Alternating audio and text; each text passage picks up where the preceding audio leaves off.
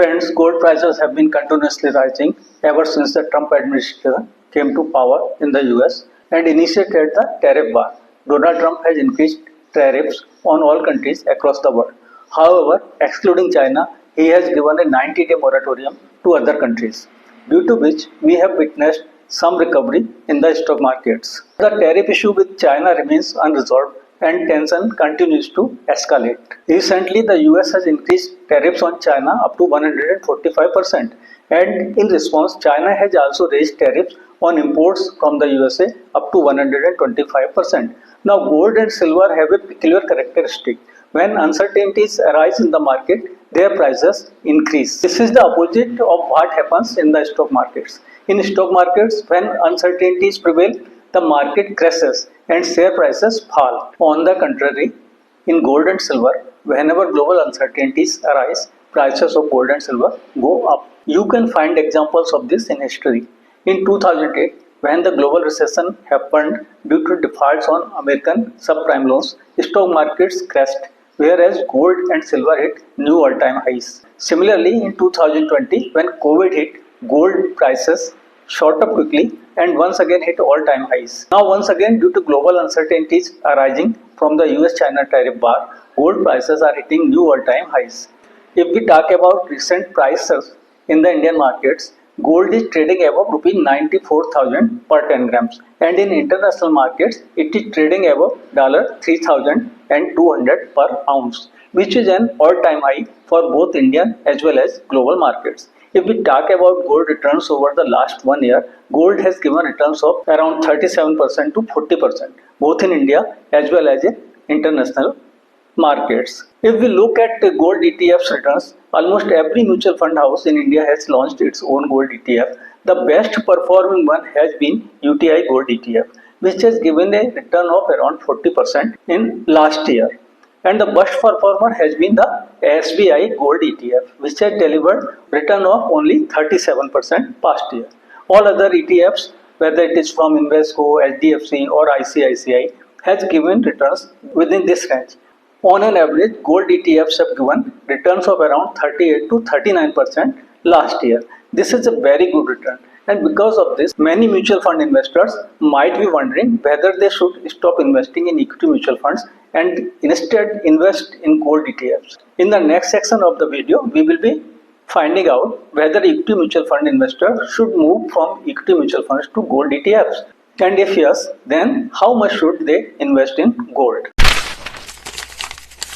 So one thing you should know about gold investment is that gold is considered a safe haven asset, meaning whenever there is uncertainties in the world, gold prices rise. But if you look at its past track record, you will see that gold doesn't give good returns in the long term. It only manages to beat inflation. Equity mutual funds provide a lot better returns in long term compared to gold. So from an investment perspective, whether it is physical gold or digital gold via ETFs, investing in gold is not a very good option in terms of returns. Gold is considered more of an insurance against uncertainties. During times of disaster or catastrophic global events, it is believed that gold prices will rise so much that it would be unimaginable in such situations. If you hold ETF, that is digital gold, it wouldn't be of much use. What you will actually need is physical gold. So a small amount of your investment should be in physical gold as insurance. The standard allocation recommended is 5% to 10% of your portfolio, and that too as insurance, not with the aim of getting high returns or long-term wealth creation. You wouldn't get very good returns from gold investment generally. Yes, as we discussed, in times of global uncertainties or disasters, there might be sudden spikes for a short term.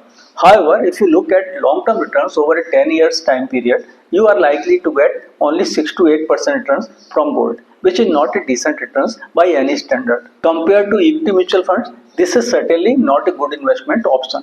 Especially if you are considering investing in gold at this point in time, please understand that gold prices have already jumped by nearly 40% in the past 1 year. So if you invest at this point in time in gold, then there is a high probability that you end up investing around the peak and might have to exit at a loss or with a very poor return. Nobody knows what will happen tomorrow in the financial market, But all discussions are based on probabilities, past performance of asset class and its current price levels. Whenever there is a euphoria in the market, whether it is about equities, gold or any other asset class, a bubble is created and once the euphoria ends, prices of such assets tend to fall sharply. To sum up, if you want to invest in gold, you can allocate 5 to 10% of your portfolio either in physical gold or ETFs. Physical gold is more preferable, although buying and storing physical gold has its own hassles. On the other hand, digital gold or gold ETFs are convenient to buy and also have no storage issues, which is why gold ETFs have become so popular. Depending on your psychology, you can invest 5 to 10% of your portfolio in gold ETFs or physical gold. But even for that investment, this may not be the good time because gold prices have already gone up a lot. They might go up further if tensions around the tariff war increase, but that surge cannot last forever. So you must also consider how you will exit from that investment. If you buy physical gold at such high prices, it will be difficult to exit when prices go down. If you invest in ETFs, then either you should be nimble footed with a trading mindset, that is, entering now and exiting as soon as prices rise and before or around prices start to fall again, which is not an easy task as it sounds. Otherwise, investing in gold ETFs at such high prices can prove a costly mistake for your investment. Meanwhile, equity mutual funds are offering much better opportunities to invest right now with significantly fallen NAVs, giving you a great entry point. This video is only for educational purposes and is not an investment advice or recommendation. Always conduct your own research or consult a financial advisor before making any investment decision.